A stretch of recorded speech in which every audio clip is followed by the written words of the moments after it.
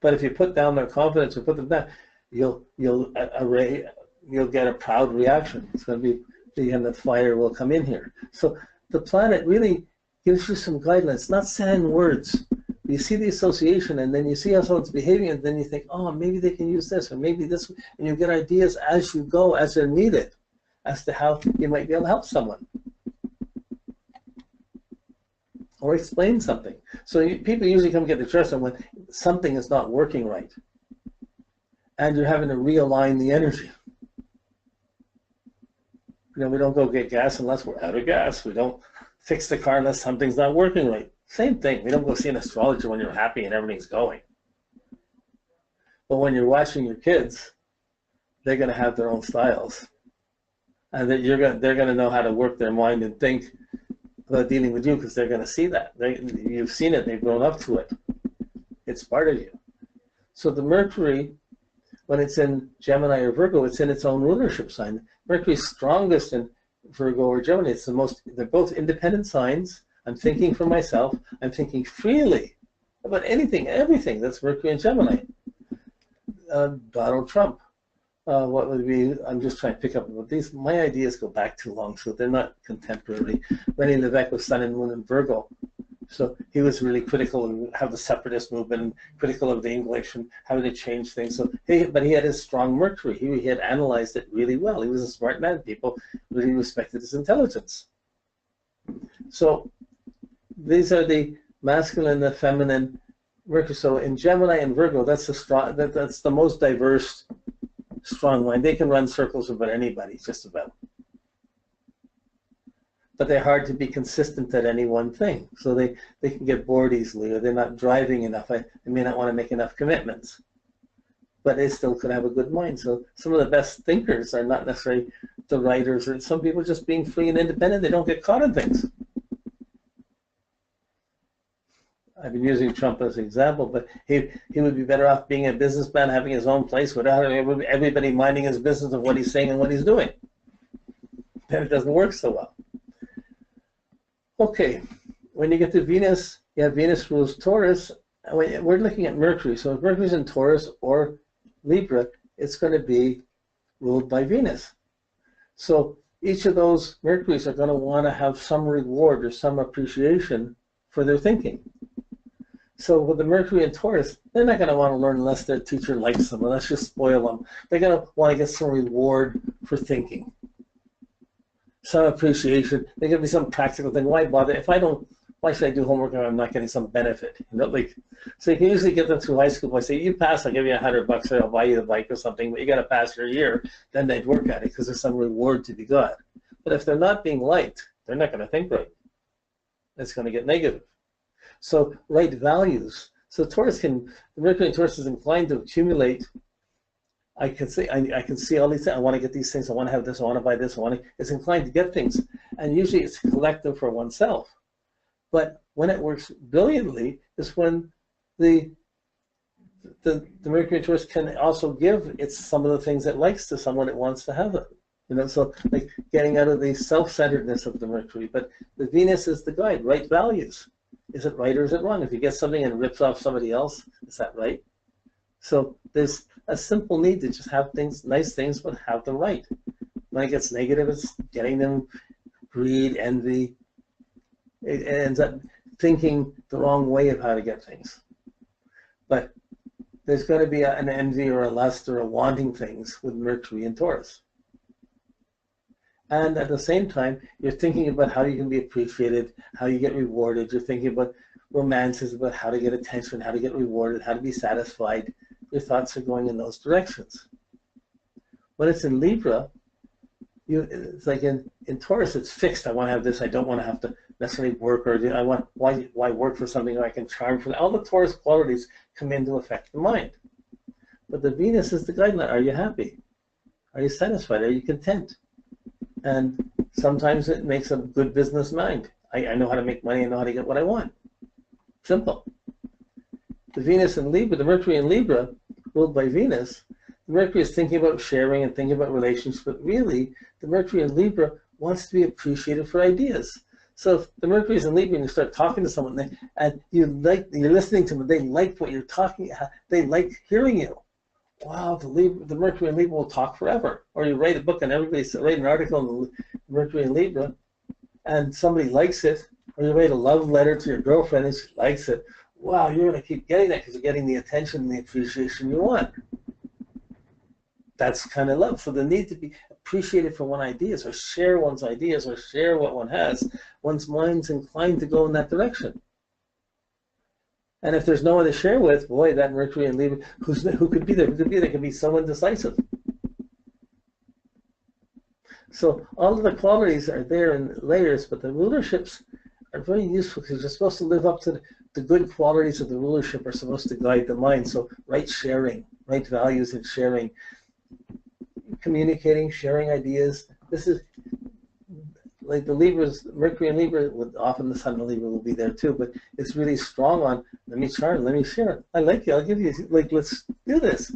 The Venus and Taurus is not, it's like, let's buy this, I want this, get me this. But both, so the Mercury in each case is evaluating its ideas, and it's inclined to think about what I can get or what I want. One's personal, one's social. But each has a good and a bad. Each can be, if it gets caught in lust, it's going to be negative thinking, and it's going to make it all, like, each of these can be easily corrupted. So if you damage your relationship to the ruler, you're not going to have good guidance to your mind.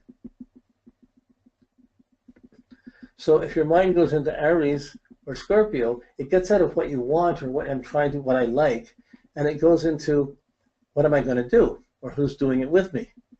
So Aries, I got a good idea, I made this happen, I had this good idea, I built this, I went and got this, I set this company up, I went on this trip, I did these things. So the Mercury in Aries is quick to act. But if it acts wrongly or stupidly or too forcefully or tries to push its ideas out, it'll get arguments and it'll have accidents. But it has the courage to speak out and to prove their ideas, to prove someone wrong. Could easily laugh if someone else fell or did something wrong. But there's a Martian or element guiding that Mercury, and the Mercury is trying to figure out how to do things. And it's not trying to figure it out, it's just trying to be alert enough to do it, to take their moments.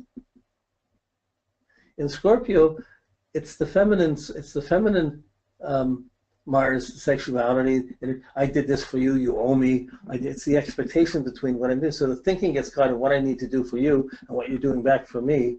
And there's a strong judgment of what's fair, what's trustworthy, what's honest. It's very good for business. It can be very profoundly interesting, like in terms of sharing ideas, but it tends to be a little overly committed and a little overly judgmental compared to the more flippier, lighthearted Mercury and Gemini, Aries, Taurus. Okay, so it can get really intense. So when it gets negative, that Mercury and Scorpio will brood and will hold on to the negative judgments, and its own sarcasm will create the actions. Now, actions will follow thoughts. So the minute your thoughts go off a proper standard, you're going to start getting in trouble. And you'll start accumulating experiences with the negative off the standard, and you start degenerating your life. You had a bit of alcohol, drugs, a rejected relationship, a lost business, a bankruptcy, some things, all of a sudden these pile up and you can get caught in these things for a long time. But the Mercury in Aries is inclined to take on a fight, argue, and it blows up and it gets over with fast. The Mercury in Scorpio does not. It'll blow up and it'll remember it for years. It's fixed and more social. So it's very judgment, quick to fight for its ideas or force its ideas on others or try and find those commitments with others. You know, like for me, I'm teaching astrology. I know too much, but if I'm doing a webinar, I'll do all these webinars. I have to go all this information. I'm intense on doing it, but you're listening, so it justifies my thinking and my doing it. When there's no place to think or no place to have, when there's not a battle to justify, I have a lot of trouble. My mind, I have to get alone and work on something because otherwise I'll get more sarcastic about other people. So when I see myself getting sarcastic, I know I'm tired, I'm pushing things, I'm not living right, and I gotta fix it. So I get rid of that harshness in my mind. Whew. So these are the the Mercury and Aries and Scorpio are the ones that quick to act on their ideas faster than any other sign. But to talk on their ideas, the Mercury in Virgo or in Gemini would be the most. To get something for their ideas, to profit by their ideas, that's the Taurus or the Libra. When you put Mercury in Sag and in Pisces, it's the first sign where the masculine and feminine are both in the nighttime is greater. They're both in the social factors. So these are the areas of philosophy and morality, the Sagittarian philosophy or outlook, and or principles, and the Pisces morals and dedication or guilt. But it's the principles versus the morals. Well, thinking what's right or thinking what's the right principle or what's philosophical and thinking of what's right or wrong, that's the Mercury in Sag and Pisces. And it tends to exaggerate. There's so many options. How do you know exactly? The mind doesn't exactly become philosophical. That's Jupiter. That's from gains from experience, but the mind is trying to figure out from that, so it exaggerates. So the Mercury in Sag, the Mercury in Pisces will exaggerate. They're storytellers. They'll exaggerate for effect. They can understand all the different ways people do things. They see so many different ways people can do things, and they run into challenges of what's right or wrong. Like, why shouldn't I take tips on the side and not? Why shouldn't I take money on the side and not talk about it? Everybody does it. So it's like there's the philosophy of everybody's doing it, so I can do it. So there's a Mercury in a Sag or a Pisces, or the positive would be, oh, other people are doing it. I can't possibly do that. I wouldn't do that. I wouldn't compromise my principles. I wouldn't do something that was wrong. But when you have, then there's guilt and there's sorrows. So these ideas of keeping your mind clear are not, but there's a tendency for the mind to become the preacher and to misassess or to speculate too much, and it misassesses the social situations, and a lot of problems from exaggerated or distorted thinking. But on a personal level, they're very socially perceptive and very when it works well, you can think about what's right or wrong. You know how to align with the good groups or the bad groups, and the mind is very clear about it. When there's a good social conscience of Jupiter, and the Mercury has that social conscience, and you're thinking about socially conscious things, you're still challenged to, if you have a good friend and they turn to be on the wrong side that's bullying someone else, do you stand up to your friend and support the person being bullied or not? These are the things that what I mean by exaggeration or just the Jupiter exaggerates the mind, and the mind thinks it knows everything going on and it can't see it. So this is the problem with Mercury in Pisces or Mercury in Gemini. Too many options, everybody's saying something. How do you figure it out? How do you ever think for yourself? Peer pressure, other things come in to affect that.